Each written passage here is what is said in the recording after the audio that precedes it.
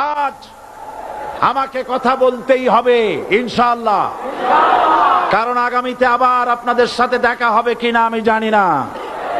কথা বলতেই হবে। বসেন, কেউ দাঁড়িয়ে থাকবেন না। আমি দেখতে পাচ্ছি বাংলাদেশের ভাগ্য আকাশে উত্তর গগনে কালো মেঘ জমা হয়েছে। ঝড়ের পূর্বাভাস লক্ষ্য করছি। যদি মোকাবেলা করতে না পারেন সক্ষম ভাবে, এমন অন্ধকার গাঢ় কালো অমাবস্যার রাত আসতে পারে যার সুবে সাদেক হওয়া অসম্ভব। সুতরাং আপনারা কি কাপুরুষের মতো কাফের মুশরিকদের গোলামি করে মরতে চান? বিড়ালের মতো 500 বছর বেঁচে থাকার কোনো লাভ নাই। সিংহের মতো 1 ঘন্টা বাঁচতে চাই।